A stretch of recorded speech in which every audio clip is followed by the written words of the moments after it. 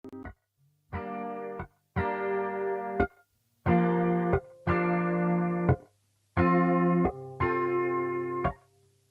you know about purification to save the heart of a nation? Labor in a darkened world, bringing light to a darkened world. Natural law, just wisdom and love, vision truth below as above. Labor in a darkened world, labor in a darkened world.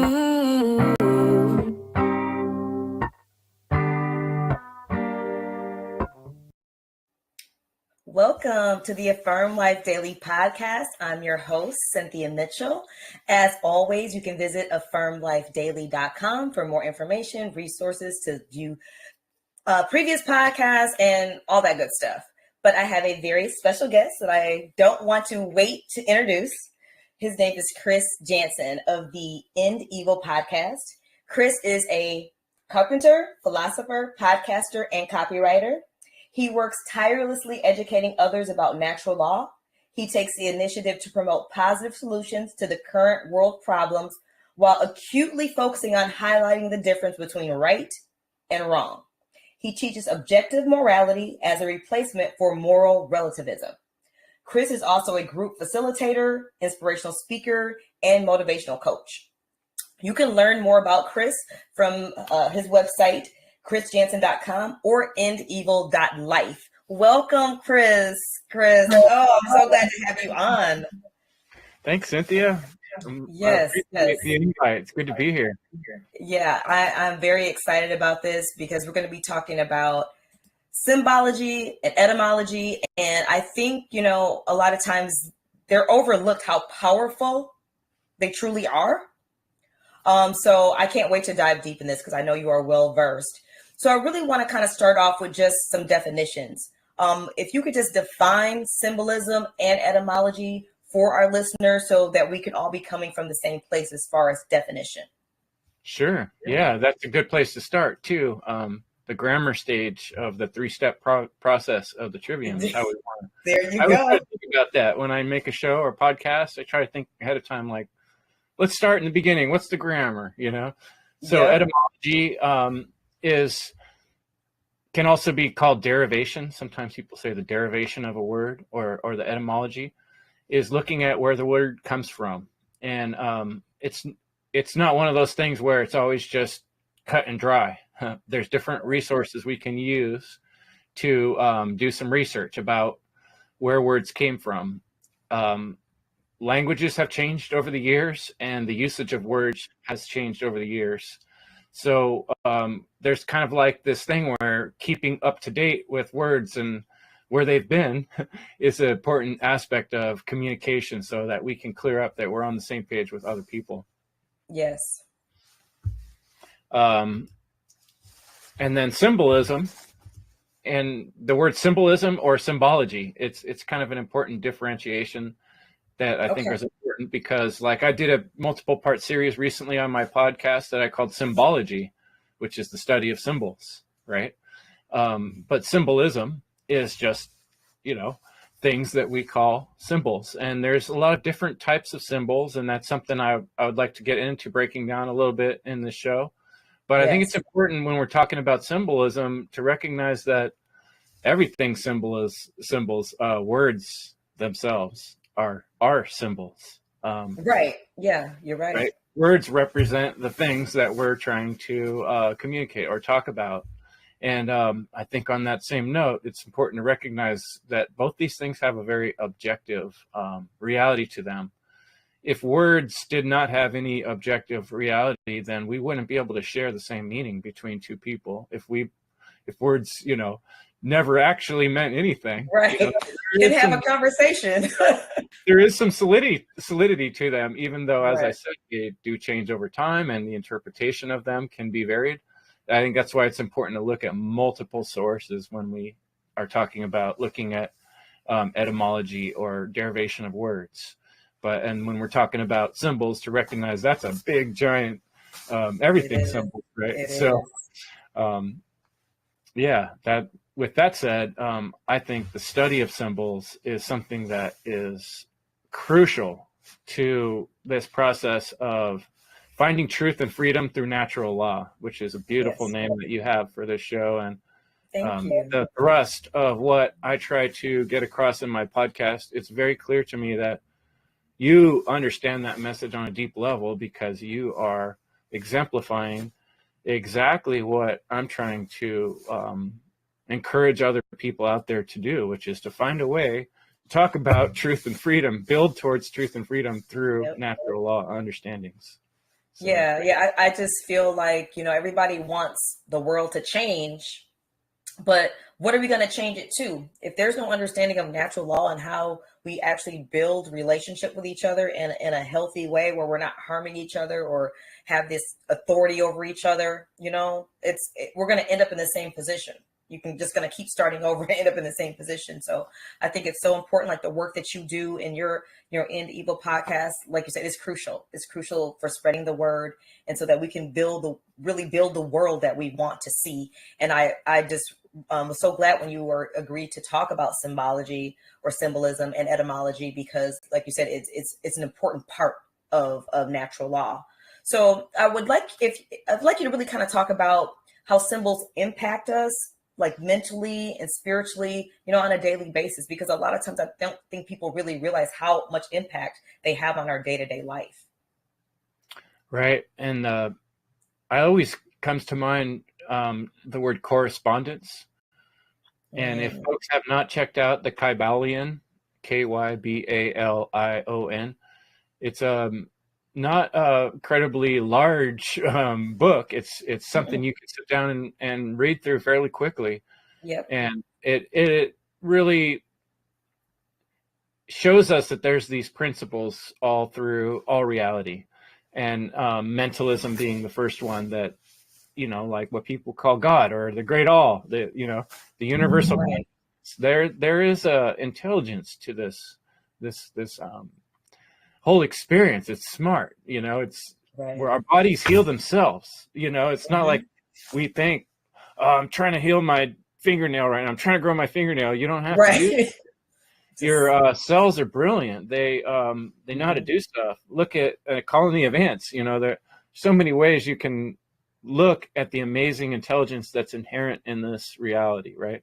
So just like that, correspondence is the same way. Everything within reality is like a mirror that is reflecting everything else. So when we kind of really latch onto these bigger concepts, these principles of reality, then we can actually interpret what's real and what's not real. And you would think that'd be just common sense, easy, but right. My experience in life has been the first, I would say, half of my life, 20 years, there was a lot of mystery at the end of the day.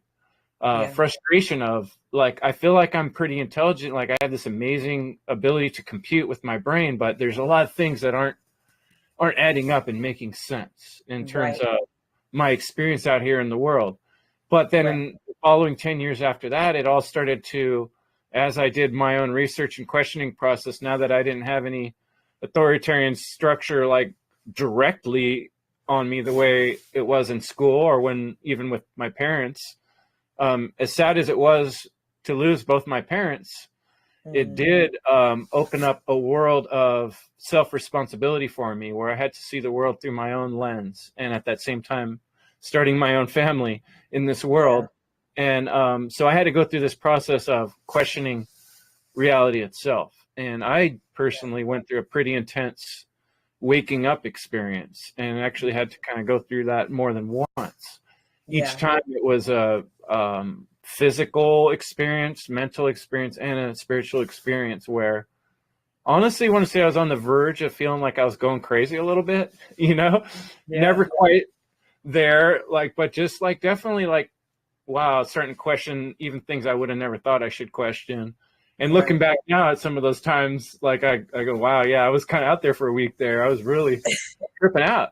But when you start, you have to kind of almost get there to, I always think of that movie, when he put the glasses on, They Live, right? Oh, and completely different reality with these glasses, and he's trying to get his buddy to put the glasses on. He doesn't want to put them on, and they have the most vicious fight, you've ever seen on TV. trying to get him to put the glasses on, and that is the reality of the situation, that it is so extreme. The two worlds we live in are the same exact thing. It's very paradoxical, but one is totally inverted.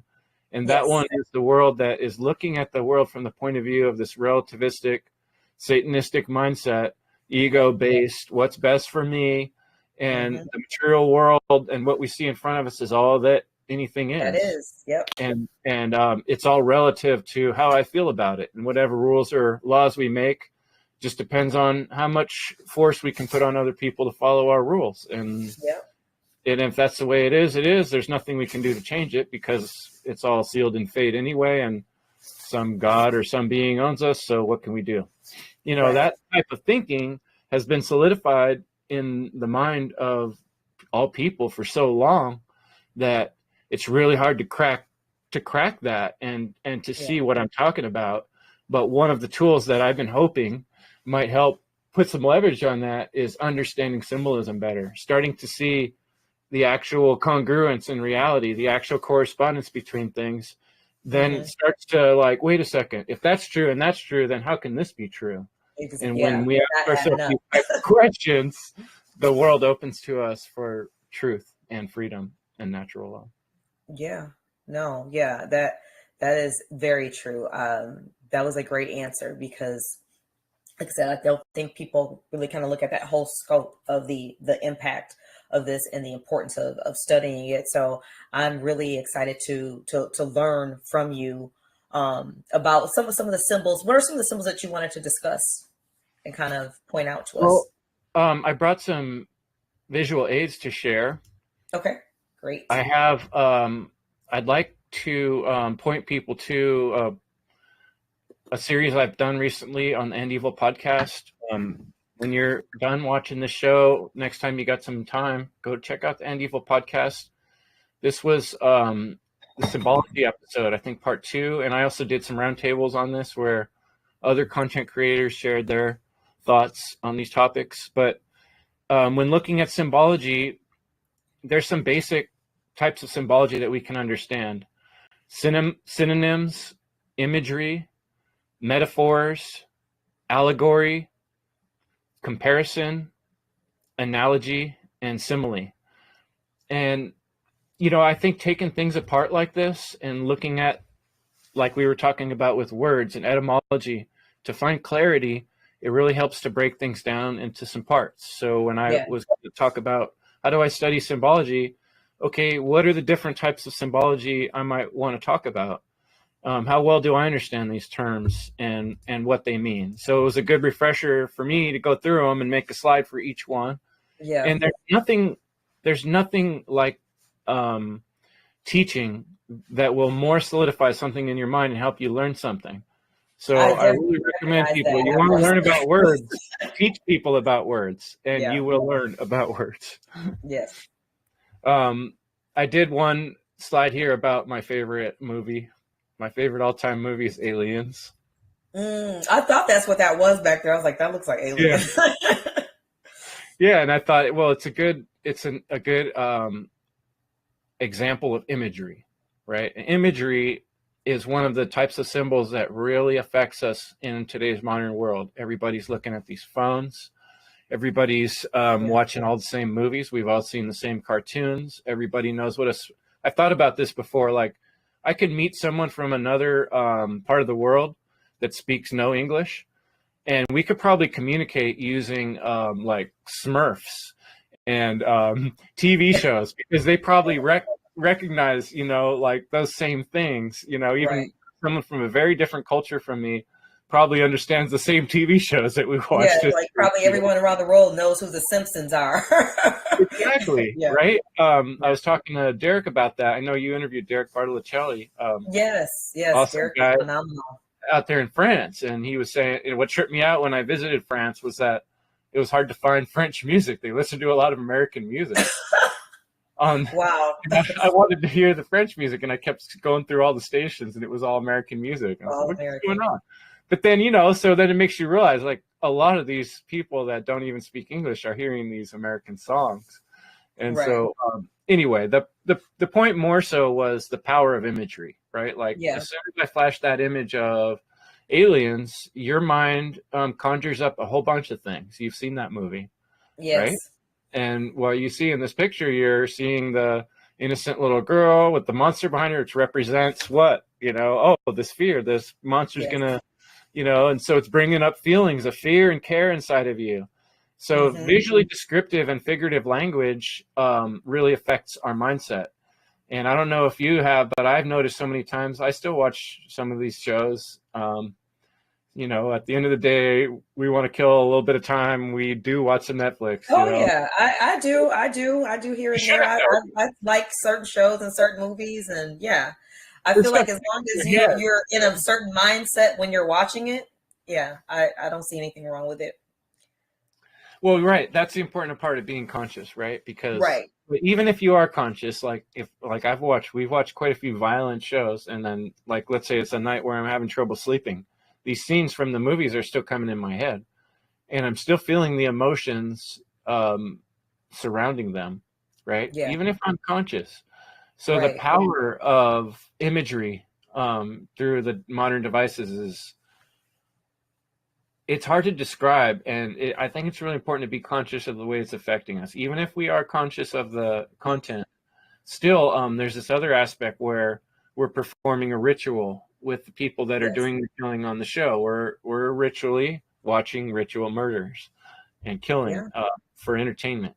Mm-hmm. And you know that look at what does this one bring up, right? A Yeah. metaphor, right? The undead, Mm-hmm. Yep. right? How many times has that been plastered on everybody's brain and eyeballs over the past few years in different Yeah. ways? They had like I think 3 or 4 spinoff shows, and yeah. So yeah, it's like It's a very, powerful metaphor very too, because powerful. what does it represent? Yeah, Is because like that what Mark talked about, the undead. That's what they, think of these us, people the ruling. unawakened. Yep. Exactly. So, and also the reality of what's happening when we're ignoring the truth and we don't, we're not willing to put on those glasses to see they live world, we're alive, but we're not really living because we're not engaged in the process of fighting for freedom, which is Exactly. what we see in nature, that anything that's alive is natural to want to work towards its own freedom, and Right. we're in a system that is enslaving us, and we're kind of keeping our eyes closed to that to an extent. Yeah. All of us, even me, I'm talking about it openly, but how far am I going in the physical world? I'm only going so far. I'm only willing to make so many sacrifices. Right. Because yeah, it can be, can cost you your life, when you go to a certain level with trying to, exit this system, right at this point. Because we're just collectively, we're just not, not there yet, you know? Right. Right. So it's So like we're yeah, kind of between two worlds almost. I want to shake more people awake and tell Yeah. them these things. But what I've realized is that we can't force people to realize Nope. things, and there is even a limit to the resources we have available. But I do enjoy breaking these things down, and I won't go through all the details of all each of these slides, but I just kind of wanted to give people an idea of, like, if you really want to understand symbolism, it does take some time, and there's a lot to look at and think about. And you can take apart all these different types of comparing things and look at this is a good one about the major topic we're talking about, the world we're in with all these religions of governments. There isn't much difference than the fervor you see at a religious event or the fervor you see at a political event. It's basically the same thing. People have some color, a flag, or something that represents their belief system, and they're gonna just be part of this big groupthink process that's going on. Yep, and anyone who's not a part of that group is evil. They're bad. They're going to hell. It's the parallels between the two are, they're very stark. I mean, you can see it. The parallels are there. You know what I mean? Because it's just another religion. Politics is just another religion that they've created to divide and conquer. It may be even a more powerful religion than, the traditional religions that we think of, like, Catholicism and Christianity and those type of things. It may be even more powerful than that at this point. Well, I do. I mean, I think there's been a progression of different ways to control the minds of the masses over, millennia, right? Like there's been a lot of iterations of ways some groups or people have tried to control the rest of the people, and some ways have proved to work better than others. And the more subtle type of control seems to be working really well, in that people aren't seeing it for what it is. They're not seeing that they're being put in slavery. And when we say slavery, they're thinking of something else that was, just slightly worse version of what we're experiencing now. And more often than not, we're talking to people that are able to live in such a place that are even able to hear such things, where there is a huge percentage of people in the world that actually are in literally bonds or don't have access to these type of technologies because they're not as wealthy, or they were born into a situation where they never had an opportunity. Right. So anyway, I don't know if I'm getting off topic, but I'll just go through these last couple slides I got open here. Analogy, right? Is a day-to-day robber versus a tax collector who is a robber for the rest of your life and everybody else's life. I'd much prefer the robber of the purse, because they might just rob me once. Yeah. And just get what's on me, not rob me forever. That's the type of thing when we look at symbols or analogies and we understand these words and we compare the things, it's like, I don't see how people can deny the problem here. It's like my presentation I'm working on now is called Spiritual Mathematics. And it's like, I'm trying to explain, one person can do so much damage, right? Like one person can beat somebody up, one person can, rape, kill. But what can the power of 100 or 1,000 people in a government do? Like kill a whole race of people, genocide, a whole forest, a whole section of the planet destroyed. So what type of power, there's a huge difference in the magnitude of evil when we're talking about, me doing something slightly wrong, versus a government, Right. Yes. So, I mean, that is a huge, important aspect of us being able to understand symbolism, symbology, and see the difference between how wrong something is. That's a big difference. I like analogies, because I think that is one thing that really helps people understand where you're coming from, when you can give them a clear analogy. Right. Yeah. And then like we have imagery, right? So that's kind of where I'm bringing these up and trying to point out to folks, like, if you're an artist or you're creative and you do this type of work where explain to people in pictures and images, use memes, use whatever it takes to show the inequities here. What are the comparisons we're making in our mind? What are we accepting every day when we don't notice the difference between right and wrong, right? Like how could even a politician doing anything they're doing be okay? Politics itself in its current form is a wrong. It's inherent. Once you read, you know what I mean? Because it's so corrupt from the foundation of it. So it's like, you know what I mean? And that's the why of it, right? Like, why is it wrong? Well, this is one way I thought of comparison, like actors, in a weird way, actors are always lying to you, right? But we don't call it a lie because they're being honest about the pretense they're setting or the deception. Like it's not to deceive you. It's telling you, hey, I'm going to let you be a little deceived. And you say, oh, I'm going to allow myself to be, fooled a little bit. I know that's not really you. I know you're acting like this character, right? So actors admit that they're lying, but politicians are actors they're the best actors of all.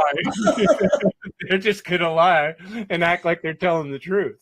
How wrong is that? You know what I mean? It's inherent in their job that they're gonna lie to you, because the whole idea is to say that oh, we can make some rule and we can make something right. But you can't. That's not something you can really do. You can't ever control huge populations of people. You can think you can, but in the end, unless you're willing to kill every single one of them, you can't, because our minds are from the creator and they're untetherable, you know? Yep, that is very true. Very true. So yeah, that was pretty much the list that I had there of the symbolism. I mean, that's just scratching the surface of But no, I really like those. And it really hits home, and it kind of does bring me into the next question or next topic, as far as how does, how does the occult and the powers that I like to call them the powers that shouldn't be, how do they use these symbols in order to, gain more control or gain more power or, manipulate us? There's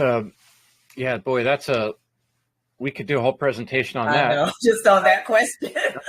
I like that question though, because it's in so many ways, in so many subtle ways, it's through everything, right?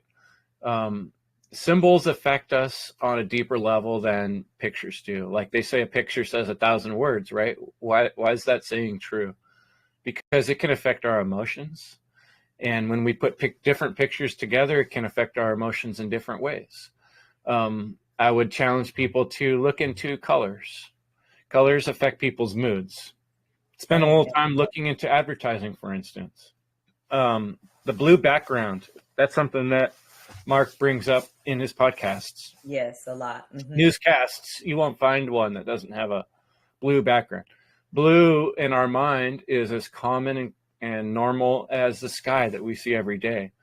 It's kind of built into our very mechanics, our chemistry, if you will, to recognize blue as sort of a safe, okay color. Like, if we were growing crops, you want to see the blue sky, the dark sky is a little bit more like ominous, like, oh shoot, unless you're waiting for rain. So even those colors would mean things. The dark clouds, black and gray, right? Like, oh, rain, bad weather, right? Like those symbolize things. So using colors can affect our mood.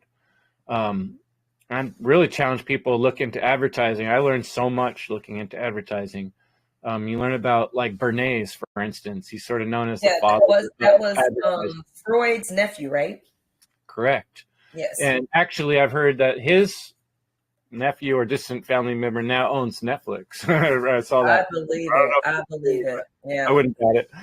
And but yeah, he was pretty well known for selling cigarettes to America and for things like that, like bacon. Like people didn't eat bacon for breakfast, but he made it sizzle, right? He made it. He figured out how to appeal to people's emotions in a fairly deceptive manner, right? And, he was tapping into the subconscious using Freud's work.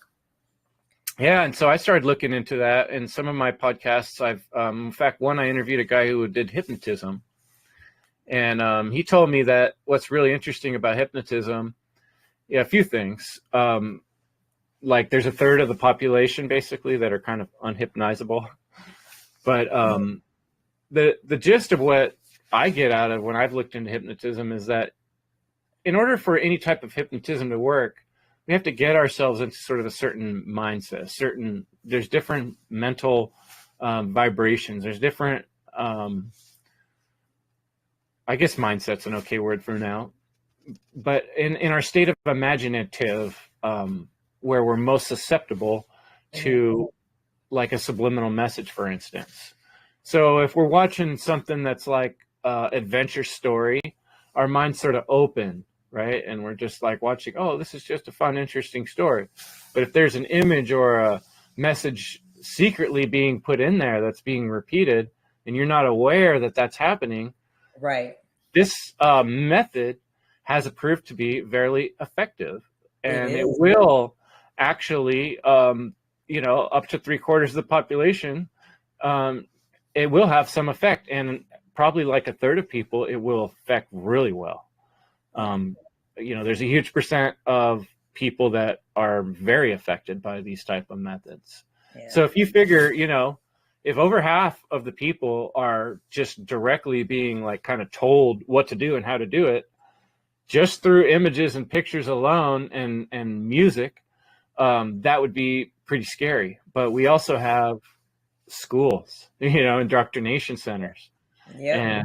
And we also have it built into all the words that kids repeat from the time they're born. So repetition is one of the most powerful aspects of hypnotism as well. And the imagination, capturing the imagination. And so if you kind of start to think about that, repeating things over and over and capturing the imagination, is that being done? Has that been done to us? And how many ways has that been done? Then it's pretty mind-blowing to really recognize the job that's been done on humanity, Yeah, I was watching this video about a study they did. I forgot where, but they showed a movie to people, and there were subliminal messages throughout the movie telling you to forget what you saw, like to not remember the movie. And so then they interviewed the people after that, when they came out of the movie, to ask them to tell them what the movie was about. And there was a significant number of people that could not tell them what the movie was about, just because they put that in there throughout the movie, to forget what you saw, to not be able to recall it. So it is super powerful. And I don't think a lot of people recognize how powerful it is. And a lot of symbols too, they're like archetypes. So it's like deep rooted in us when we come across the symbol, because it's like an archetype type of symbol. You know what I mean? So it evokes certain things. And so it's really easy for them to use that against us, because they already know, what's going to evoke. Yeah, I talked about one thing, we've got this Funnel 4 conference coming up, February 22nd, 23rd. And the last week have been really crunch time for me on my presentation. So you're catching me. Thank you for taking the time to come on here. No, I'm done. I finished it. Mine's done. Oh, good. I'm really excited about it, but it's also fresh in my mind. And like every conversation I have with anyone, it's like, oh, that's like my presentation. I always want, it's hard not to go there. But what you're talking about, it got me to thinking about the Platonic solids. And Platonic solids are a really awesome and interesting aspect of geometry or sacred geometry. And what I find particularly interesting is that the Platonic solids are shapes, 3D shapes that exist in nature. Like they've been discovered by mathematicians and philosophers alike. And it's not something we create, it's something we discovered. And so I think that helps me better understand that word that you used, archetypes, right? Yeah. When shapes exist inherently, our mind and body recognize those shapes. And one thing that occurred to me when I was studying this time around symbology is that even like the actual functions of our body, like what's going on inside of those tubes in our veins and our cells, there's actually chemical signatures, which are shapes. At the core, there's true. I never even thought about it like that. Going around inside of our body and communicating with other shapes.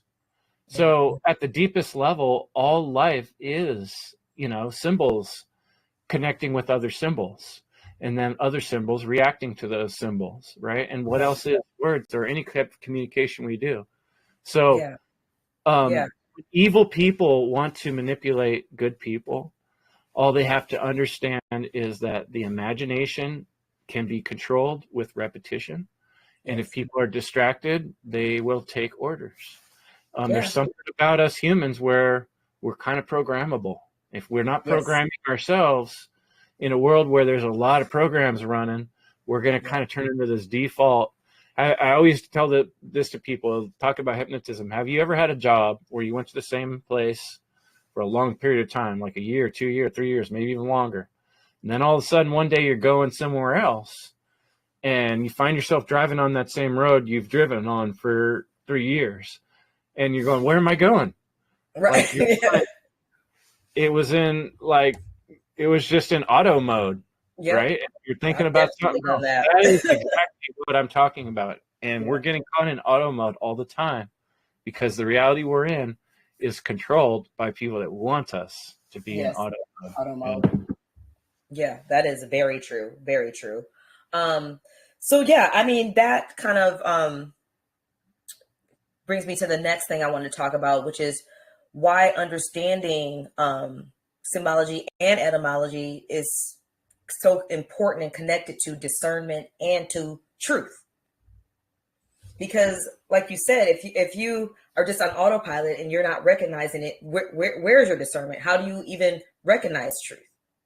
Because you're just kind of programmed by all these symbols all day, and if you don't and then they're using the words, which are also symbols, and we don't understand the etymology behind the word, but at some level we do. So it's, you know what I mean, putting us deeper and deeper into the programming.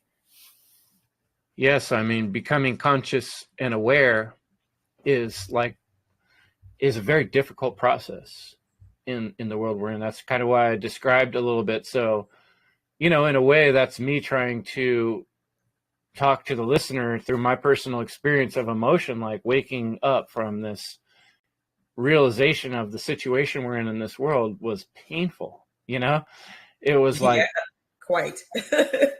it was like crawling out of a rock in a hard place and getting scraped the whole way, having to, like the guy who had to cut his own hand off, it felt like that, I had to sever a lot of my past preconceptions. But here I got something I brought that, let me see if I can bring this. We did an episode with the One Great Work Warriors called Finding Clarity, Words and Etymology. And I made this slide, and this is actually from the Bible. Oh, okay. John Some great 1. stuff in there. There is, especially the red words. But this is John 1, and it says, "The Word became flesh. In the beginning was the Word, and the Word was God, and the Word was God. He was with God in the beginning. Through him all things were made. Without him nothing was made that has been made." And so that little saying right there, the reason I really like that is because, to me, it symbolizes something that's very true about our reality. If you don't say something, if you don't put something into this world, it doesn't get said and it doesn't get done. In other words, if I was walking down a dangerous path and I was about to step off the edge of a cliff, and you knew that cliff was there, you knew me, and we were within speaking distance, and you didn't say, "Hey, watch out for that cliff," and I stepped off the edge, there's part of you that's responsible for not taking that action because you saw it happening. But when you push your word into the world and you said, "Hey, watch out for that cliff," and I went, "Whoa, thanks for telling me that," you then made that reality real, right? Another way I like to describe it is, let's say, Cynthia, you made an appointment to hang out with me today for doing this podcast. "Oh, Chris, let's do it Wednesday, February 5th at 4 p.m. And then Wednesday, February 4th at 4 p.m. comes, and I'm not here. So was my word real, or was my word not real, right? I didn't make it in the flesh. There's not a correspondence between my word and where I am. So I become false. Yeah. The more I become false in my life, the less people are going to trust me, right? So our words, what we put out into the world, is what makes reality. The reality that we experience is manifested from our thoughts and our ideas and translated into our choices.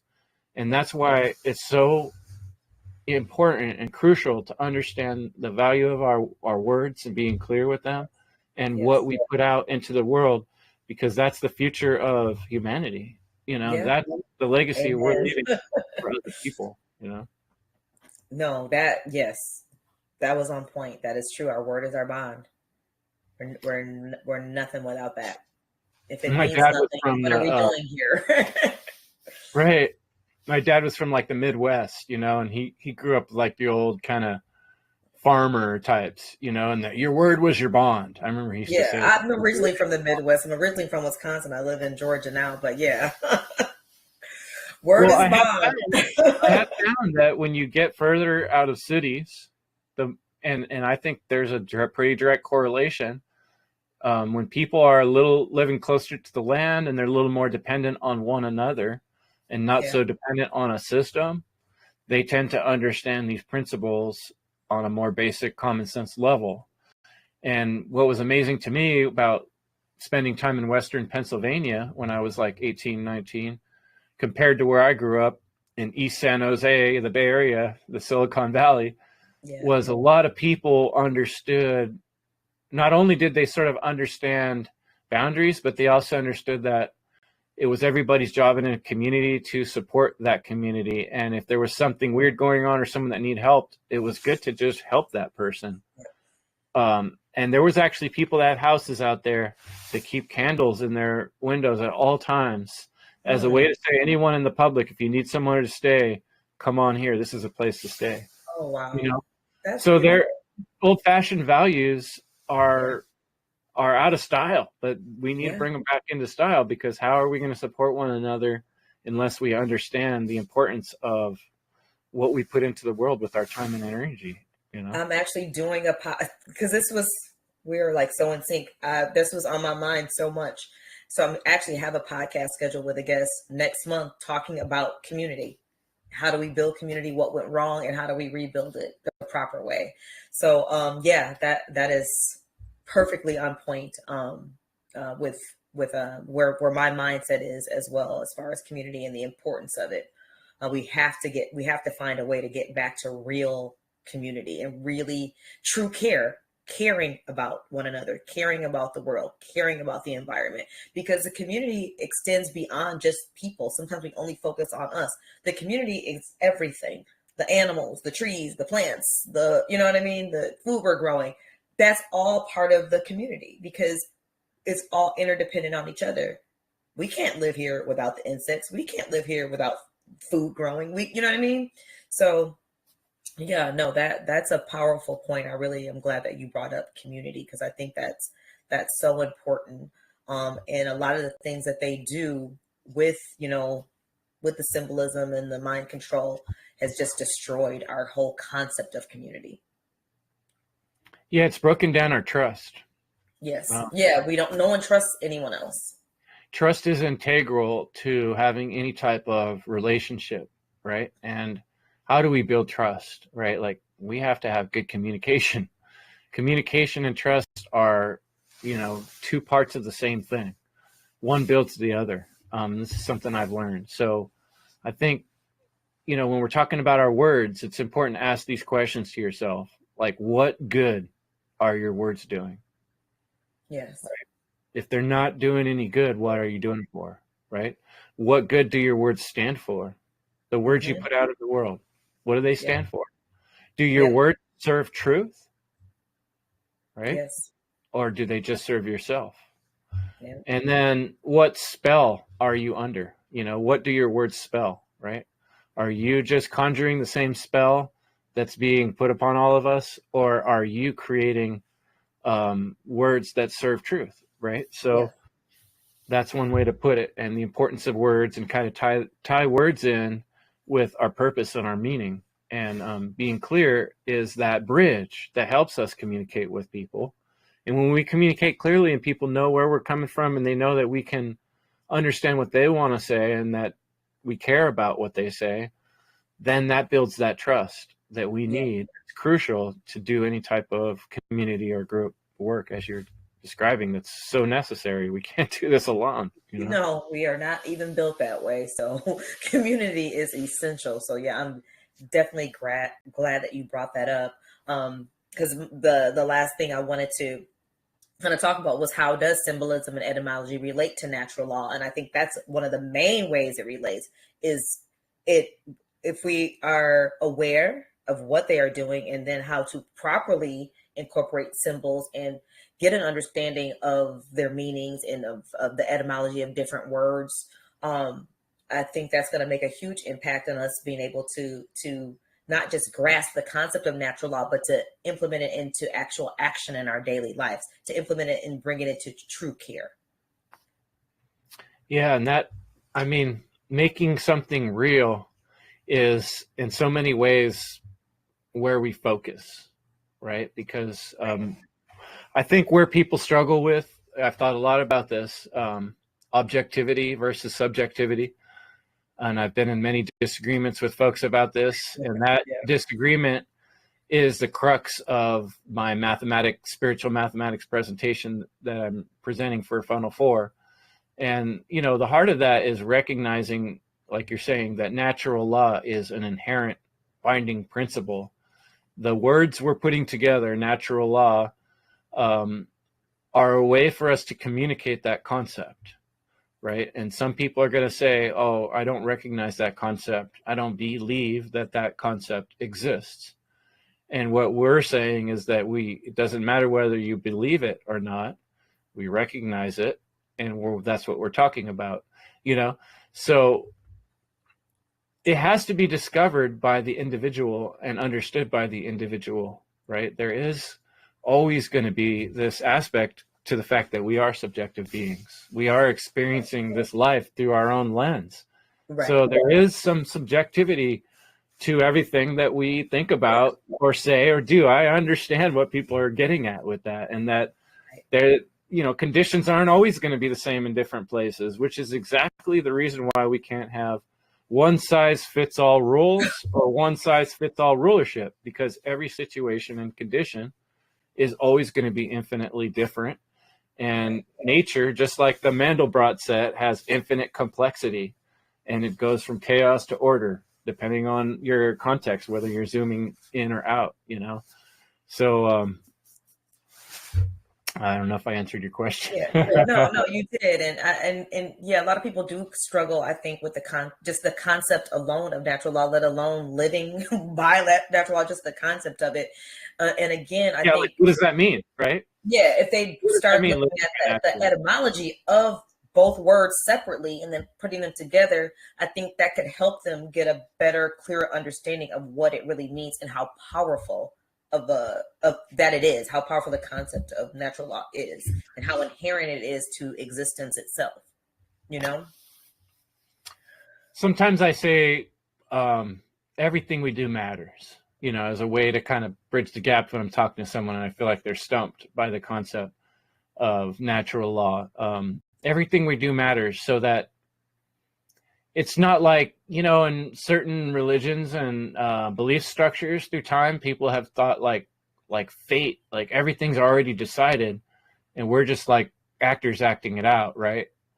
And I would say, well, if you're thinking that way and it turns out you're wrong, then you're doing all these things in life that turned out they really mattered and they really affected a lot of other life besides just you. And that somewhere in this existence, there's going to be an accountability to that. And you were living as if that were not true. That's going to be a hard pill to swallow when you come to that realization that, oh, shoot, every little thing I did, I'm accountable for. Yeah. Right. And so that effect is always an effect. That's basically where I'm saying that reality is morality. It's morality in we're experiencing it in the physical form. It exists in a form that doesn't need to be physical. It does, absolutely. But this is like an amazing experience we're getting to like kind of go through to see, well, how does morality work out on the physical plane? Yes. And so we get to do things, and then we get to see what happens because we did those things. Yeah. And it's not just one person's video game. It's not like it's just Chris world and Cynthia's just a made up bot in my world. Everybody likes to throw around NPC pretty freely these days. So it's just like, it's an excuse, I think. Yeah. I think it's sort of a justification to say, like, if you make up those type of theories, it makes you feel better about not being accountable for everything you do in life. But I'm just saying, what if that's not true? What if you are accountable for everything in life? Then natural law would represent that concept, that there is a law that's binding and built in and inherent, and it applies to all human consciousness, that the things we do will affect the outcome that we all experience. Right. Yeah. No, I agree with you 100%. I do want to open it up if anyone has any questions or comments, because this has been, a very, very deep conversation. So I'm sure I've sparked something in someone's brain out there. This has been amazing. How y'all doing? Thank Good. you. Good. No, absolutely. Peace, Chris. Man, because you hit on three different things that I want to bring up, but I'm gonna try to bring up one that encompasses all three. Um, I was talking via text message. I have a text thread with like 6 or 7 family members, yeah, and there there are 2 or 3 that are very locked in to NPC belief systems, if you will, Okay.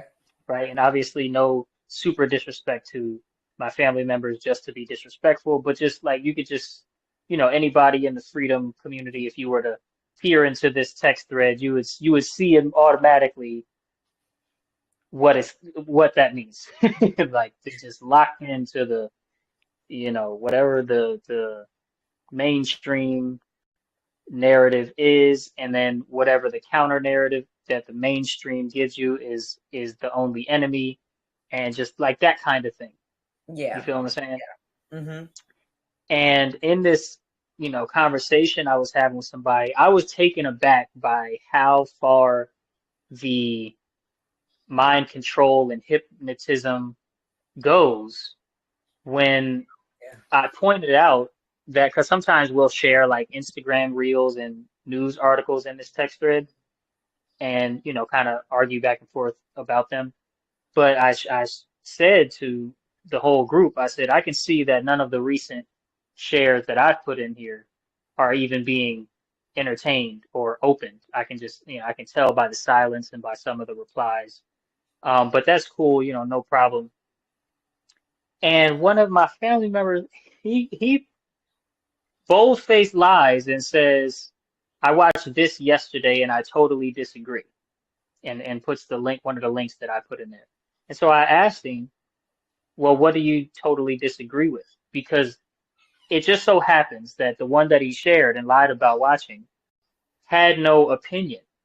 It was simply a report of, this was here and these emails were this and this is what was in those emails. And that's it. Yeah. Right? It was How can you regarding, disagree? Like, yeah, there's no, unless you're saying that you think it's a fabrication, like, some sort of lies are happening. But you didn't say that. You said, I totally disagree, as yeah. if this was an opinion. It was the general big umbrella topic that they were talking about was adverse reactions to COVID jabs or whatever. But, Okay. but just to step back and be like, why, how deep do you have to be to treat a family member like a rando on Facebook, where you're saying that you totally disagree with something you didn't even open and watch or listen to. Right.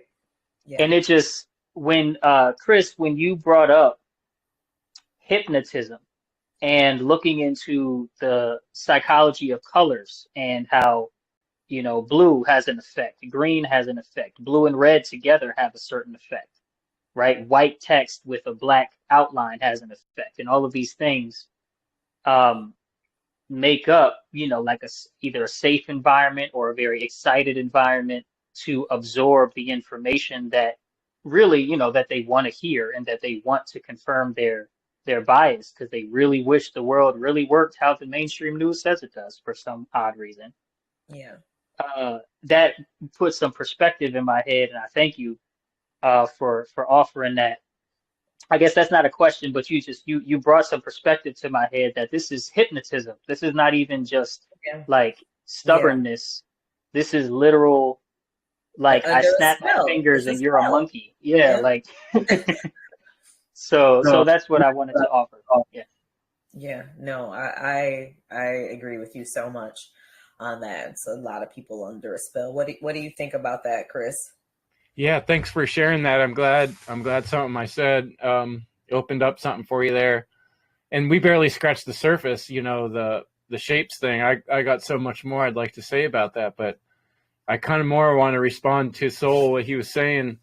For me, when I'm describing these experiences I had of kind of coming to awakening, each time the essence of the realization that was so difficult was just how far people are not willing to ask questions or be curious.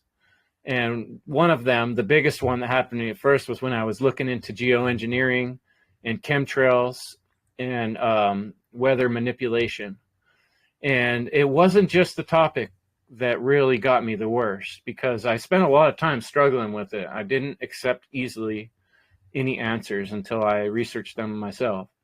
But what really got to me was that everyone I would talk to in the public would brush me off as if it wasn't an important topic. And I'm saying, well, wherever you stand on it, if we're being sprayed like bugs, that's an important topic. It's an important and if topic. I have any type of evidence on that, and I'm coming to you as a friend, someone that I respect, and I went to many people I respected with this, and the way they treated me, I didn't feel like was very respectful of the fact that I'm coming to you with something I'm honestly researching that's fucking up my life, to put it nicely. I'm really struggling with this. It's changing all aspects of my life. I'm asking you to look at it with an honest eye and really get back to me. And they could not do it. People change the subject. They go around it. They go under it. They go over it. They insult you with putting you down to get out of the conversation. They're so afraid of reality. They're so afraid to find out what the truth is. That they're so scared that what you're saying is true, because part of them knows it's true. It's like part of them knows it's true. Yeah. You're peeling the layers off the onion. You keep peeling them off, and then you realize the onion's rotten. The deeper you go, people just don't have that care to want to know why. Geoengineering is so crucial. I keep like flyers in my guest room in my house upstairs, just up there, hoping that when people stay with me, they'll just get curious and read it. Like I watch Dane Whittington every Sunday, or shortly after, or no, he does it on Saturday or shortly after. But his program, he does it every single week, just about geoengineering. Geoengineering, it's either .org or .com. Geoengineering Watch. .org. And it's a huge problem. It's a huge issue. It's probably the biggest environmental issue we have by far. The fact that every single thing, not just us, every single thing on this earth is being poisoned. And how far back in time it goes too. Yeah. Yes. They've been doing this for a very long time. So too long of a time. Yes, far too long. Do you mind if I cut in real quick? Hey, yeah, come on in, Derek. Yeah, Cynthia, much love, yo, Chris. Great to see y'all. Soul Expression. I see you, brother Theo, Lukes, and Nemo. I think I see y'all guys listening in. But it's so symbolic, right? Dane Wigington, geoengineeringwatch.org. Look it up if you haven't. This guy is monumental in the whole chemtrail, geoengineering stuff. You know, this is weather warfare 101 type of shit. And that's another book and YouTube channel on the side. But going back to how symbolic it is, because Chris kind of lives near Dane Wigington, and he's been trying to get in touch with Dane for quite some time. But, you know, he's kind of one of those people, you don't see him being interviewed by much to anyone. But all that aside, I really appreciate the conversation. It's been great. I've been here from the get-go. And, I appreciate the shout out, and y'all mentioned The Simpsons, and I think Chris, I get like this sometimes too. You go on these tangents and stuff, and I don't know if you had in your mind, you talk about Simpsons, and you know me being out in France, like me watching The Simpsons in French helped me learn the language so much, and like and like for me it goes beyond just predictive programming, because Matt Groening, Freemasonry, whatever the fuck, and all this stuff. So if they are really in the know, wouldn't you think that they are projectively programming instead of predicting things? Like prognostics and predictions, you would think like they don't necessarily know what's going on, but you know, these people are in the know, so it's beyond that in a sense. And it's like, it's so symbolic, right? But anyways, my main question and the reason why I came on is because Chris, please enlighten the audience. And I forget if you've mentioned this in your brilliant, live stream series in regards to symbology, symbolism, and the whole nine. And I love the fact you're trying to cover so many different angles and stuff. It's really cool. I really encourage people to check that out.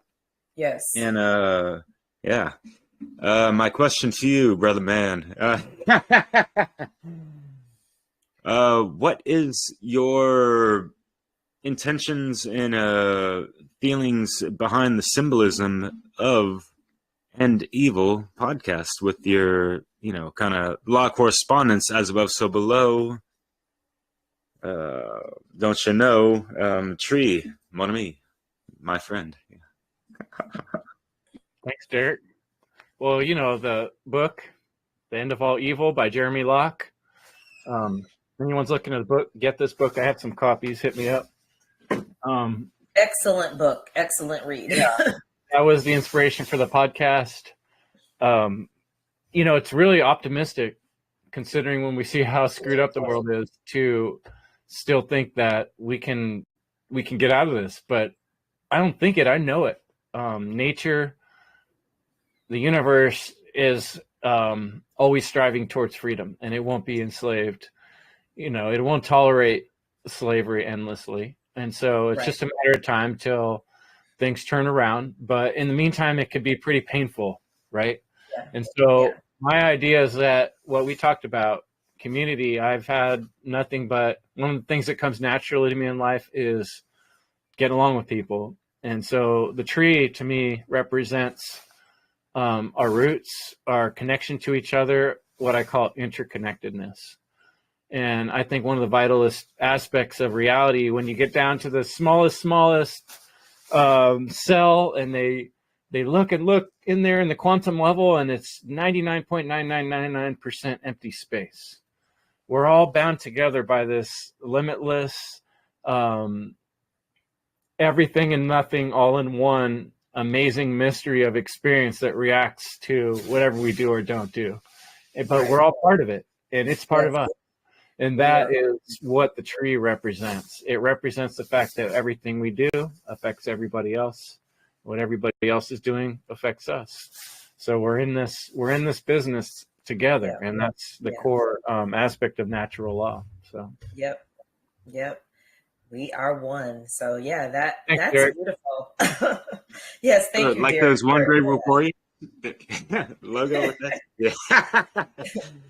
Yeah, and if folks, check out the One Great Work Warriors. Those slides I was sharing were from episodes I've done with the Warriors, a powerful little team. We meet every week, and we put out regular shows, and you can find those on endevil.life or Derek's Awaken Your Mind or Odyssey or Brandon Spencer's 24-hour Twitch, always running. So, yeah. I don't have Twitch yet. I guess I got to get with the times. Kind of a good one to stream too, if you start doing the live streaming on multiple channels. Okay. Yeah. I need to try to expand my reach for sure. So, but this has been great. Did anyone else have any questions or comments before we finish up? No. Hey, can you hear me? Yep, we can hear you. Europa, National Love. Hey guys, so great. I came in late, but I just had this just something Chris said, just fired off this memory of a kind of realization I had, which I'd really like to share because I think it might be appreciated. Which is just about what it's in a way, what's the most real thing about consciousness? We're used to thinking that matter is real, and that's this is the real reality, right? But when actually it's the other way around. It's like spirit is the most real and matter is the most ephemeral, right? Yeah, it's an illusion. Matter is what did they say? But a very persistent one. yeah, exactly. But beyond this, there's always the actual reality. I don't know. It's something something Chris said just kind of fired that off of me. So I just thought I'd throw that into the mix. But it's great to have you guys on, not so late in the at night over here. because normally your streams are always like 3 Oh, a.m. yeah. So yeah, Well, thanks anyway. I'm glad you could join us, and I'm glad that we had some great comments and questions as well. And thank you so much. Please, Chris, tell everyone again where they can find you. Sure. Yeah, and that was Nemo. Check out Europa Natural Law. They're doing some great work over there too, and appreciated being part of one of their recent chats. But I really want to send people right now more than anything to freedomundernaturallaw.com. That's where I'm putting most of the energy for the next few weeks here. And you can also check out my work on endevil.life. But yeah, check out freedomundernaturallaw.com. There's a replays tab with the last 3. You can find all the links to the last 3 in each speaker's presentation. There's a donate link. We could use some help. It's all just being funded by our own hard work and time and energy. Can you give me that one more time? freedomundernaturallaw.com. Okay. Because I'll put that link with your when I post this video, I'll put that link underneath. Thank you. Fantastic. Yeah, absolutely. We have to support one another in this, because it takes all of us. It takes every willing person that has this knowledge and this information to speak. Just how you were talking about how powerful words are. They are extremely powerful. Our actions are extremely powerful. We are the creators of our reality. So if we want to create something different, we got to get more people on board. We have to have a collective. We have to have a community, like we talked about. So I thank you so much for all the work you do. I thank you so much for coming on my podcast. And as always, I invite you to check out the website, firmlifedaily.com. There's tons of great videos. There's a resource page with some of everything on it, resources to books, videos, documentaries, services, products. So check it out. There's affirmations on there, and subscribe to the newsletter. Help spread the word. We all have to help spread the word with each other's work. That's how we get this done, one person at a time, opening up one mind at a time. So thank you so much. Is there anything else you wanted to say, Chris? Oh, fantastic. Thanks, Cynthia. Thanks, Cynthia. Yeah, spread your words are seeds, and the seeds grow the trees. Yes, plant those seeds. So let's work on it. Much love, all. Thank you. Absolutely. Well, everyone have a wonderful night, and thank you so much for joining me. And like I said, I'll post all of his links with the podcast once I get it up on the website and on YouTube. Other than that, love, grace, and gratitude. Have a great evening. Thank you. Thanks.